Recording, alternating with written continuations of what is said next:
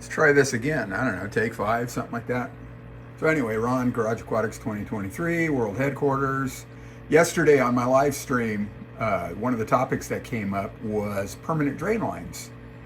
And it was inspired by an Adrian's fish room video that he posted in the last couple days about a permanent drain line. And he had done one several months ago when he set up a neighbor's tank and put a permanent drain line on that. So what a permanent drain line is, I'm not sure if it's implied in the name or not, but it's a drain line. And what makes it permanent is that it's stuck on the side of the tank. In my case, it's charged with water. So all I have to do is open this valve, water comes out. So it makes it easy to drain the tank doing a water change. So how's it work? Well, at the bottom here, there's a strainer that actually comes off of a gray coat paint sprayer, an airless. And this would go into the bucket of paint to strain out any of the bigger chunks to keep them from plugging up the airless valve.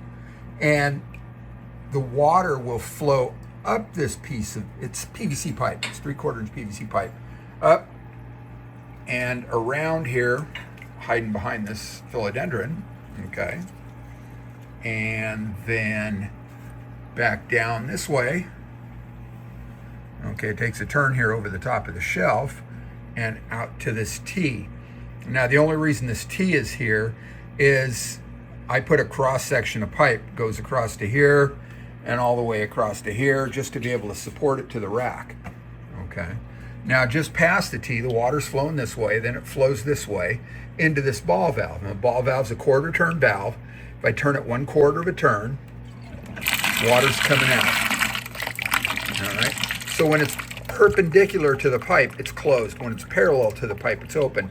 And then water finds its way down through this T and into this. Now, this is a hose fitting, all right? And it's 3/4 inch male threads here, female threads here that screw onto this PVC male adapter.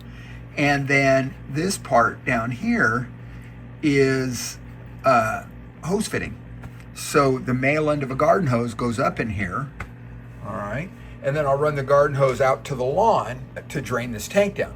Now then, simultaneously, I run another garden hose up to the other end of the tank over here, over there. And that's coming from the faucet outside. So I'll turn water on, fresh water on, and drain out tank water through this here out to the lawn. And that's how I do a water change on this. So that is a permanent drain line. So the way I got it charged now, originally I hooked up the garden hose to this and hooked that up to the faucet and ran water through the garden hose into the tank. This valve was open into the tank until it was coming out of this strainer valve. Once it started coming out the strainer valve, I shut this ball valve back off and disconnected the hose. Now this system from this valve to here is full of water all the time, all right? So I can open this and theoretically I could drain this tank right down to this point, all right? I won't do that, but theoretically.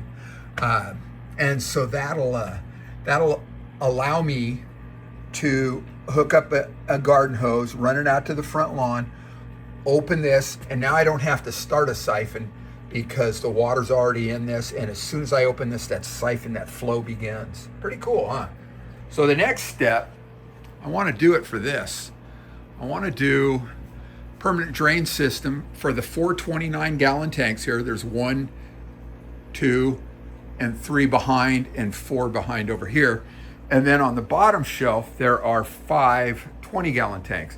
Now, I'm not going to do the 5-gallon tank. I'm just going to do the 20s, all right? And I will run it, this is the garage door down there. I will run it down. I will run it down the end of this tank, and I will hook up a garden hose inlet. So that way, I don't have plumbing out here, so I still have to drag a garden hose in. I'll run a garden hose into it to put fresh water in, and I'll have one half of the system that puts new water into the tanks, and each one will be controlled by a separate valve. And then I'll also have a valve down low so I can shut it off when I disconnect the garden hose, so I don't drain that whole valve or that whole system all over the garage floor.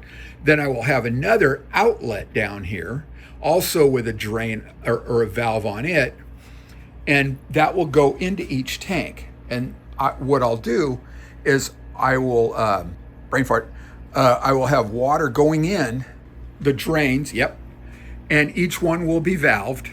So I can do them one at a time, because I found that if I do more than one at a time, I'm going to end up screwing something up.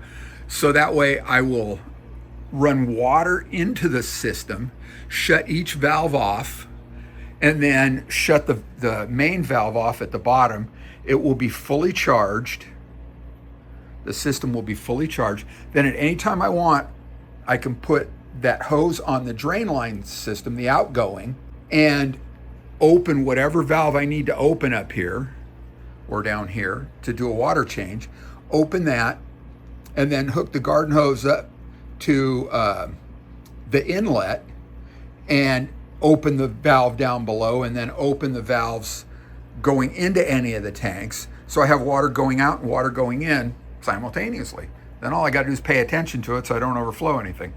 And with the valves, they're quarter turn ball valves also. So you can kind of toggle the flow to make sure they sort of match. Or theoretically, I could drain one tank down, shut the drain line off, close it, and then open the inlet and refill it. Do them one at a time that way. So that's the project. So I've got to come up with a set of plans for it, a parts list. I'm going to use the plan is to use all drip irrigation equipment or low volume irrigation. So it'll be polyethylene tubing and, what do they call those? The friction fittings that slide into the tubing, and quarter turn irrigation valves. Should be pretty simple. And then at the bottom, I'll have to use adapters to put garden hose fittings on. So all in all, it'll be a fun project.